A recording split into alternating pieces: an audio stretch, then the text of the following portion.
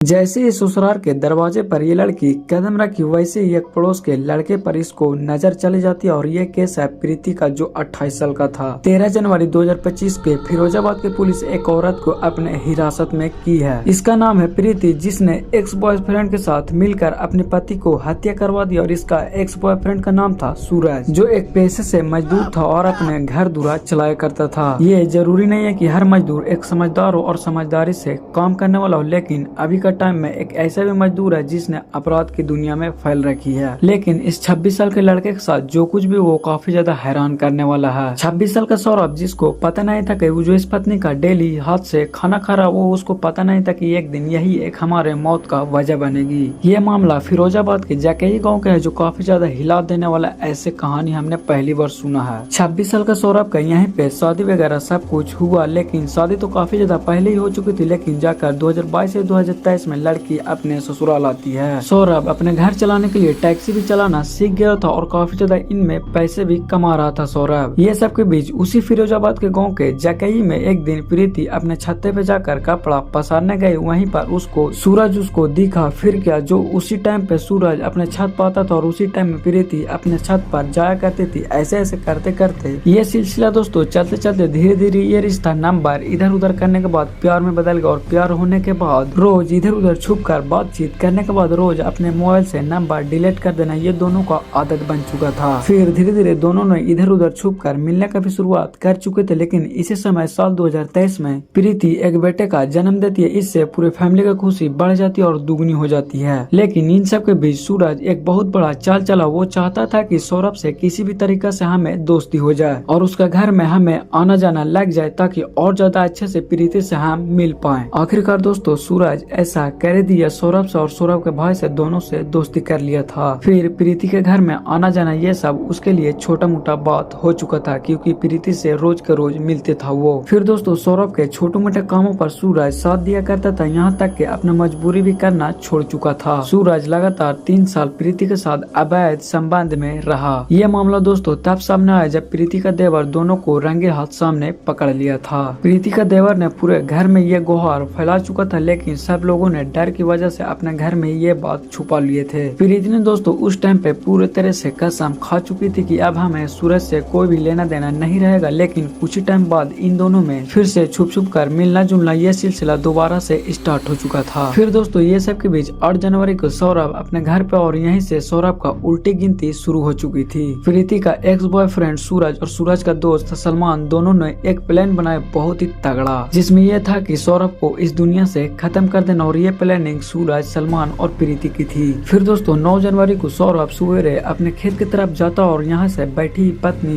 प्रीति वो तुरंत सूरज को ये जानकारी दे देती है। फिर सूरज अपने दोस्त सलमान के साथ बाइक लेकर तुरंत उसकी खेत की तरफ जाता और वहाँ पर जाते ही बगैर इधर उधर देखे हुए उसका तुरंत कपड़े से गला घोट कर दाब कर वहीं पे चाप देता है। सलमान ने दोस्तों उसके हाथ पकड़े और सूरज ने पूरी तरह से गला घोट कर वहीं पे चाप दिया और वहीं पे सौरभ को दम घुट कर मरना पड़ता। और फिर मारने के बाद दोनों ने बाइक से तुरंत वहां से फरार हो चुके थे। घर में दोस्तों सौरभ ये बोला हुआ था कि मैं 1 घंटे से खेत की तरफ से लौटते हैं, लेकिन अभी तक रात के 10 बज चुके थे, लेकिन अभी तक सौरभ का कोई भी अता पता नहीं था। तो घर में इसके लेकर काफी ज्यादा लोग गुस्सा करने लगे कि सौरभ अभी तक आया क्यों नहीं है। सौरभ को दोस्तों खोजने लगे घर वालों, तो कहीं भी नहीं मिला। तो उस कोठी में गया जहाँ पर सौरभ को मार कर फेंक दिया गया था। जैसे ही सौरभ का डेथ बॉडी देखा गया, पूरे गाँव का लोग एक हो चुके थे और तुरंत फौरन पुलिस को कॉल किया गया। फिर पुलिस वाला जब क्राइम सीन पर पहुंचे तो जितना भी वहाँ पर सबूत था, कपड़े और खून का दाग सारे का सारे इकट्ठे कर चुके थे। इसी बीच दोस्तों प्रीति पूरे परिवार के सामने रोने का पूरी तरह से नौटंकी कर रही थी, लेकिन अभी तक कोई भी पुलिस का ऐसा सुराग नहीं मिल रहा था जिस पर वो कार्रवाई कर सके। लेकिन इसी समय सौरभ के भाई तुरंत पुलिस स्टेशन जाकर एक FIR लिखवा देता है, जिसमें बताता है कि हमें सूरज पे शक है क्योंकि हमारी भाभी उससे अवैध संबंध में था। जब पुलिस ने इस मामले को गंभीरता से ली थी, इन दोनों का मोबाइल डेटा जांच होने लगा। तो 3 साल में जितना भी बात हो चुकी थी, इन दोनों का सभी के सभी सामने आ गए थे। जिस दिन सौरभ को मारने का प्लान इन दोनों का बना था, वो भी कॉल रिकॉर्डिंग पुलिस के सामने आ जाता है। अब पुलिस वाला को भी पता चल चुका था कि इस हत्या के पीछे सूरज का ही हाथ है। तो सूरज को जब पुलिस वाला पकड़ने गया तो सूरज पुलिस वाला ही पे फायरिंग कर देता और इससे पुलिस का गुस्सा और ज्यादा दूना हो जाता है। फिर दोस्तों जब सूरज को पुलिस स्टेशन ले गया तो उसको पैरों में गोली मारकर ये पूछा गया कि उसके साथ और कौन कौन थे। आखिरकार दोस्तों सूरज बता ही दिया कि मेरे साथ साथ प्रीति और सलमान भी